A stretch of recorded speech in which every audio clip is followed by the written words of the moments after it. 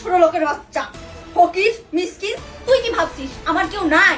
দেখ আজকে আমার বাপ ভাইকে সঙ্গে করে নিয়ে আসি, তোর সঙ্গে আজকে আমি একটা হ্যাসনাস্ত করে তোকে ডিভোর্স দিয়ে তারপর আমি এই বাসা থেকে চলে যাব। আসসালামু আলাইকুম বাবা, বসেন। ওয়ালাইকুম আসসালাম। কেমন আছো বাবা?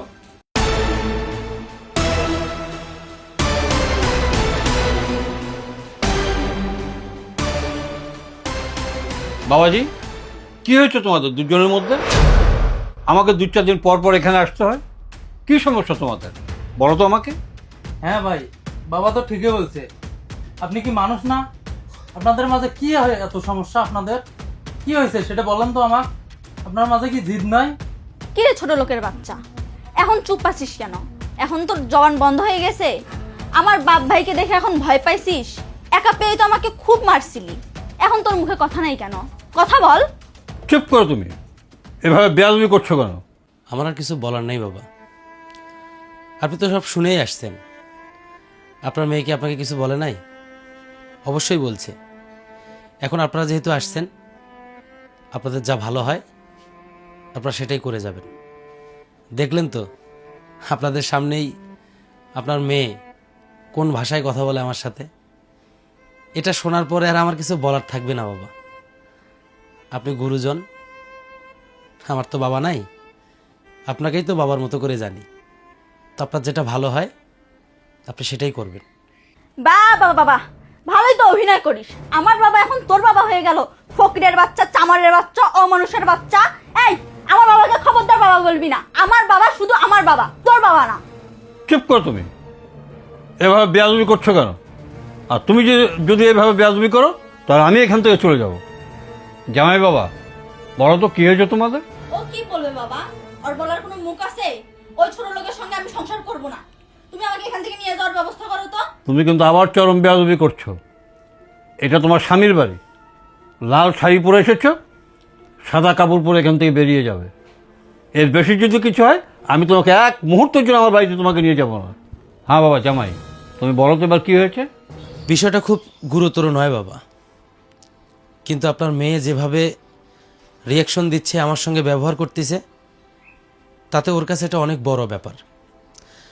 আপনার মেয়েকে বিয়ে করার পর থেকে আমি একটা দিনও ওর কাছে শান্তিমতো কোনো কথা বলতে পারিনি। সবসময়ের জন্য শুধু খোটা, অমুকের এটা হয়েছে, ওর হাজব্যান্ড এটা করছে, ওর বউ এখানে ঘুরতে গেছে, আজকে এত দামি গহনা পড়ছে, এই খোটাগুলোই সবসময় আমাকে দিয়ে আসতো। আপনি তো জানেন আমি ছোট্ট একটা বিজনেস করি, ওইখান থেকে যা রোজগার হয় সেটা দিয়েই সংসার চালাই, নিজে চলি, সাধ্যমতো আপনার মেয়ের চাহিদা পূরণ করার চেষ্টা করি। কয়েকদিন আগে আমাদের এখানকার হরিপুর নামে একটা জায়গায় একটি ব্রিজ উদ্বোধন হয়। এই উদ্বোধন অনুষ্ঠানটা দেখার জন্য আপনার মেয়ে আমাকে বলে, আমি কোনো একটা কারণে বাড়িতে আসতে পারিনি এবং আপনার মেয়েকেও নিয়ে যেতে পারিনি। এটাই হয়েছে আমার জীবনের সব থেকে বড় কাল। আর তার জন্য আপনার মেয়ে আমাকে যা অপমান করলো বা এখনও করে, এটা আসলে ভাষায় প্রকাশ করতে পারবো না। আপনিও একজন পুরুষ মানুষ বাবা, আপনি আপনার বুকে হাত দিয়ে বলতে পারবেন যে আপনি কখনো আপনার চিন্তা করছেন? আপনি কখনো আপনার চিন্তা করেন নাই। প্রত্যেকটা পুরুষের চিন্তাই কিন্তু থাকে তার পরিবার, মা বাবা, সন্তান, এদেরকে নিয়ে। আমি একটা উত্তর খুঁজে পাই না বাবা। আসলে আমরা পুরুষরা কোথায় নিরাপদ? আমাদেরকে দিনের পর দিন যেভাবে মানসিক টর্চার করা হয়, আমাদের কথাগুলো কেউ শোনে না বাবা। আজকে যখন একজন পুরুষ কোনো নারীর শরীরে হাত দেয়, তাকে নারী নির্যাতনের মামলা দেওয়া হয়। আজকে যদি কোনো পুরুষ বাবা মার অবাধ্য হয়ে চলার চেষ্টা করে, তাকে কুসন্তান হিসেবে স্বীকৃতি দেওয়া হয়।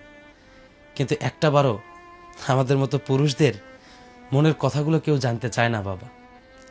আমি আপনার ব্যাপারে জানি, আমার একটা বিশ্বাস ছিল আপনার মেয়ে আপনার যতই কান ভাঙাক, যত কিছুই বলুক, আপনি আমার কাছে আসবেন।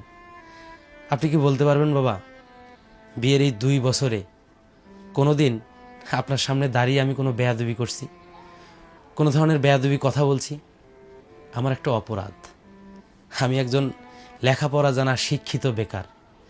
এই দেশের শিক্ষিত বেকারদের কোনো মূল্য নাই বাবা, সেটা হোক দেশের মানুষের কাছে, পরিবারের কাছে, এমনকি সহধর্মিনীর কাছে।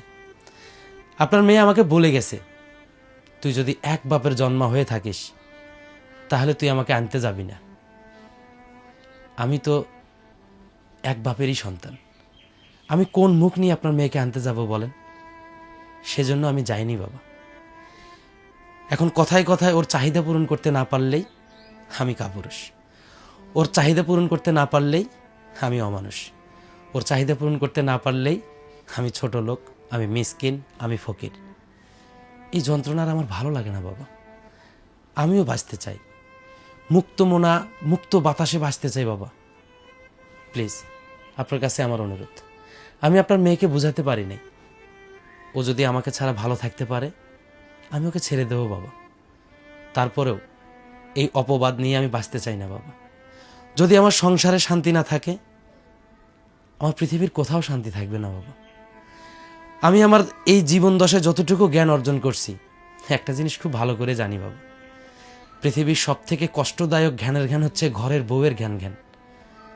যদি আপনি সারাদিন পরিশ্রম করে আসার পরে বাড়িতে এসে যদি ভালো ব্যবহার না পান, ভালো সম্মান না পান, আপনার শান্তি বলতে কিছু থাকবে না। আমার জীবনটা তো এভাবেই যাবে। আমি তো মধ্যবিত্ত পরিবারের সন্তান, আমার তো টাকা নাই, আমি আপনার মেয়ের চাহিদা পূরণ করতে পারি না। এই জন্যই আপনাকে আমি বাবা হিসেবেই মানি।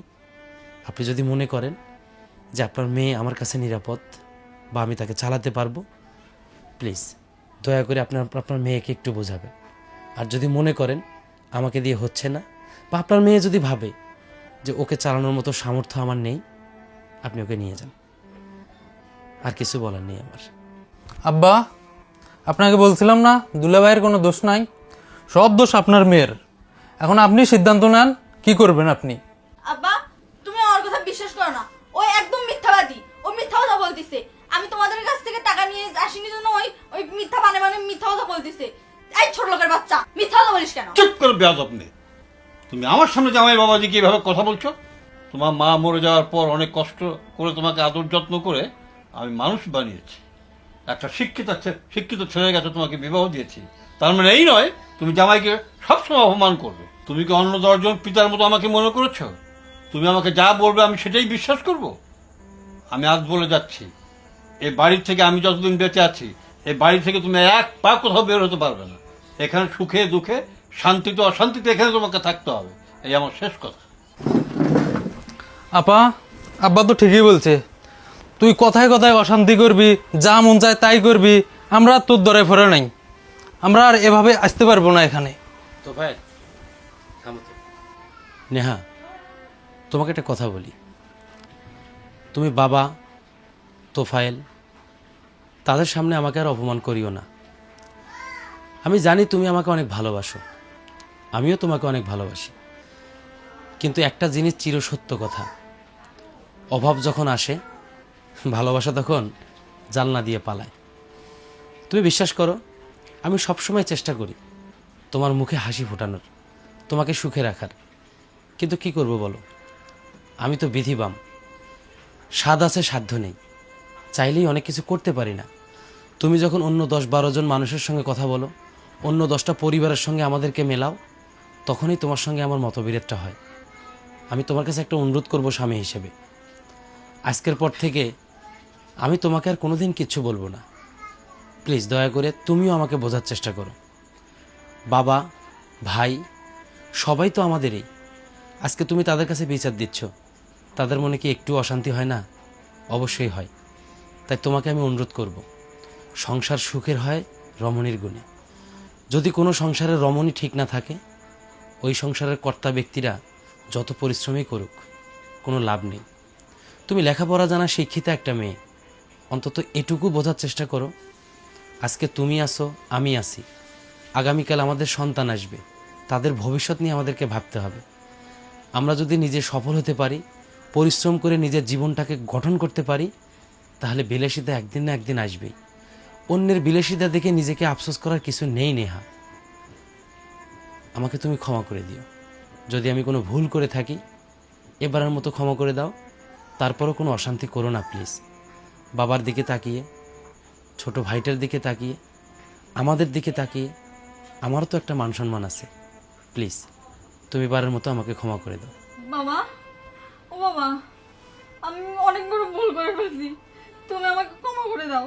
ক্ষমা আমার কাছে নয়, ক্ষমা জামাই বাবাজির কাছে। মারে, প্রত্যেকটা মেয়ের জন্য স্বামীর সংসার হচ্ছে জান্নাত।